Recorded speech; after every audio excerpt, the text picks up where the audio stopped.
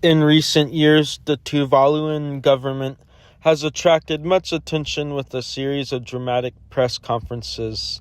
The first one in 2022, the Prime Minister Simon Kofe was standing in knee-deep water giving a speech on formerly inhabited land that has fallen beneath the waves. In the second press conference, the Tuvalu Prime Minister announced to the world that his country was going to be the first digital nation. That due to rising sea levels caused by climate change, the government had no choice but to take this desperate measure. The camera then dramatically pans out as the island environment around him slowly loads and populates the rest of the environment around him, pixel by pixel. This raised many questions from lots of people. What is the meaning behind digital sovereignty? How is it different from the traditional idea of sovereignty? What is sovereignty? These are complex questions that have several answers that will need to be solved. We may be witnessing one of the great political revolutions of this century. If this project is successful, the implications that this small Pacific island nation may have on humanity may be huge. When discussing this topic previously on the internet, most narrators start the video with informing the viewer on what the hell Tuvalu even is, because face it, the vast majority of people outside of the Pacific Ocean probably don't even know about the existence of Tuvalu, and then that is usually followed up by a brief explanation of what the government seeks to accomplish and why. The government of Tuvalu has even set up a YouTube account called Digital Nation Tuvalu. Some internet users have compared this project to a Black Mirror episode, a dystopian future where an entire nation is forced to live out the remainder of its existence in a digital universe, its citizens forced to live at the whims of a digital overlord ruling over their country.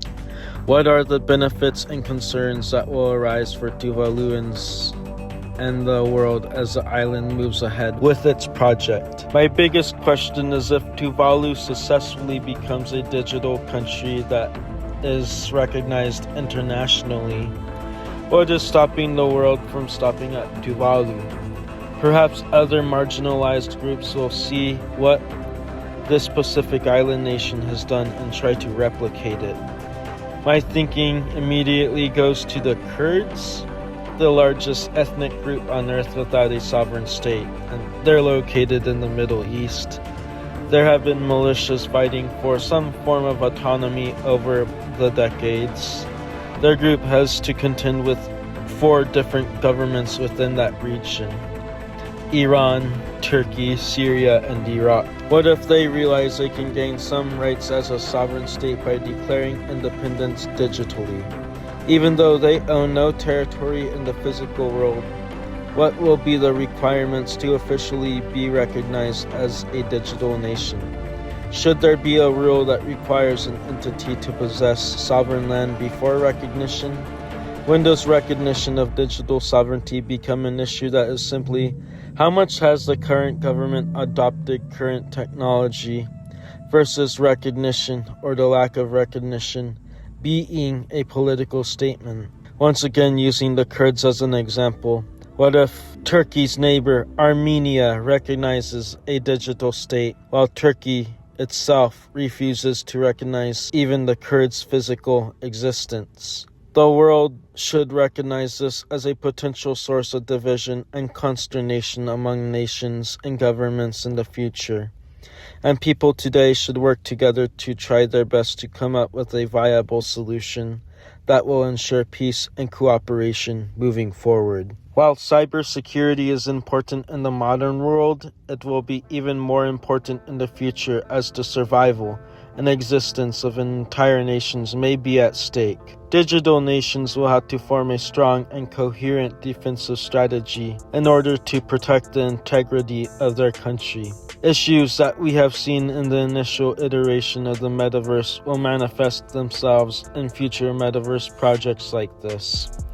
How will governments running projects like this ensure that their project won't fall victim to people abusing it from the lower level 13-year-olds just being dumb and ignorant and, posting something ignorant within the digital environment, like, a sign that says Tuvalu sucks, to something that's a little bit more serious and malicious, like cybercrime or financial schemes that could rip people off from their money. And also, we gotta think of situations where these individuals may use this digital environment to create an unsafe environment for users in their physical environment.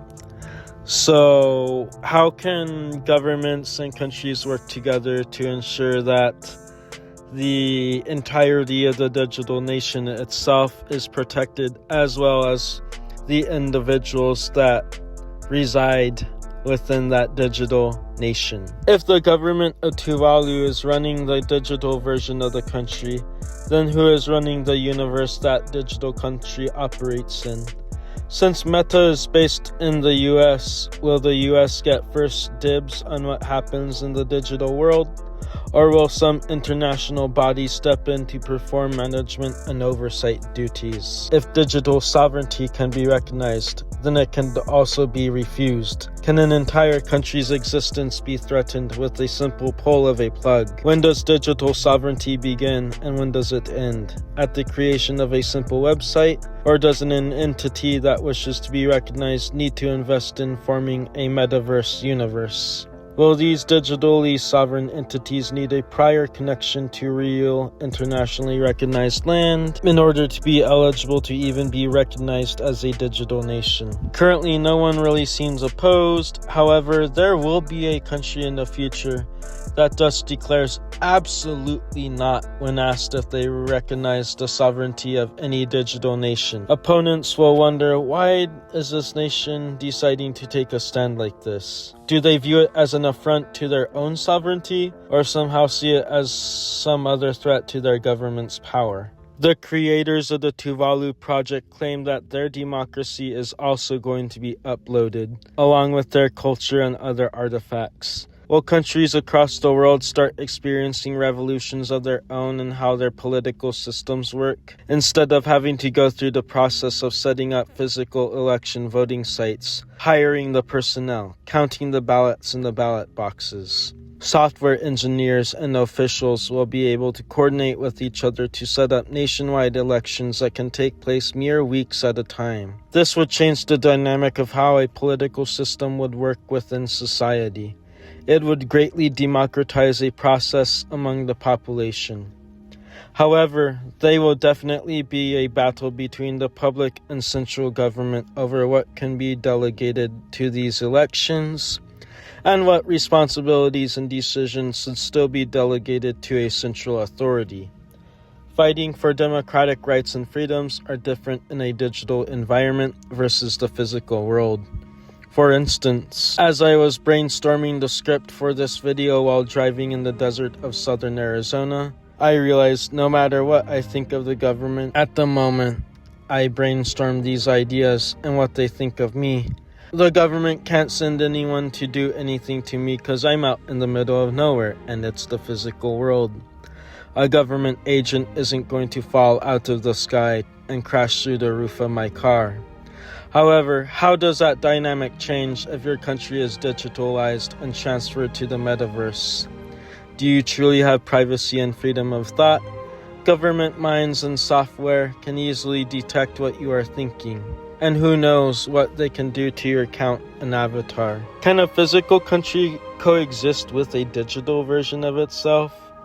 Even though it was an idea thought up by physical members of a government, will both physical and digital societies be able to work complementary to each other, or be the main reason for the downfall of the other? As of August 2026, how is Tuvalu progressing on its Digital Nation project? According to the government's website, it states that it has used LiDAR technology to scan all 124 islands that are a part of its territory.